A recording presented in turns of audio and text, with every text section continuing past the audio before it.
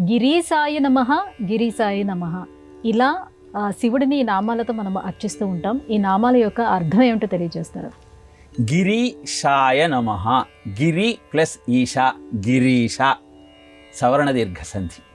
అంటే అర్థము కైలాసానికి ప్రభువు, ఆ పర్వతానికి రాజు.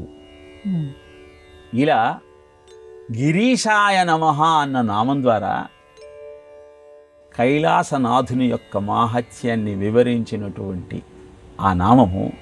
తరువాత గిరిశాయ నమః. గిరౌ శేతే ఇతి గిరిశ. ఆ కైలాసం మీద నిత్యము నివసించేటువంటి తత్వము కలిగినవాడు కనుక గిరిశాయ నమః అంటే కైలాసం మీద నివసించేవాడు.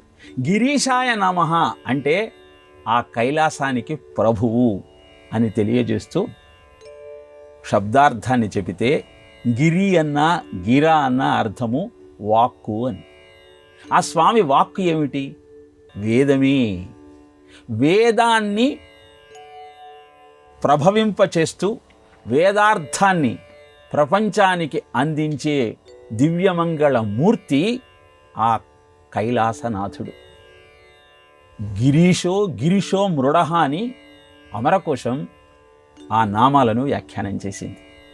ఇలా అద్భుతమైన శివాష్టోత్తర శతనామ స్తోత్రంలో ఈ నామాలతో ప్రతినిత్యము ఆ స్వామిని కీర్తించగలిగితే ఒక్కొక్క నామము ఆ స్వామి యొక్క శబ్ద స్వరూపమే కనుక నామాన్ని ఉచ్చరిస్తున్న సమయంలో ఆ నామము యొక్క అర్థాన్ని కూడా గ్రహించి ఆ తత్వాన్ని అవగతం చేసుకుంటూ ఆ స్వామిని పూజించగలిగితే శివుడంటేనే ఐశ్వర్యాన్ని ప్రసాదించే అద్భుతమైన మూర్తి.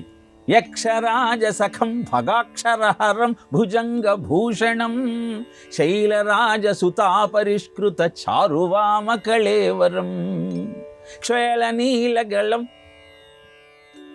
అని ఆ స్వామిని చంద్రశేఖర అష్టకంలో మార్కండేయుడు అభివర్ణిస్తాడు. యక్షరాజ సఖం, కుబేరుడికి ఆ నవనిధులను ప్రసాదించినటువంటి స్వామి ఆ మహాదేవుడు కనుక ఈ అష్టోత్తర శతనామావళితో ప్రతినిత్యము ఆ స్వామిని అర్చన చేయగలిగితే ఐశ్వర్యాలన్నీ సొంతమవుతాయి, అనవసరమైన దరిద్రపు ఆలోచనలన్నీ అంతరిస్తాయి.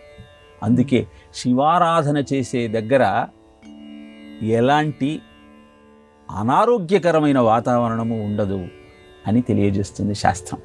ఆ శివుణ్ణి అర్చిస్తూ జీవితాన్ని ధన్యం చేసుకునే ప్రయత్నం చేద్దాం.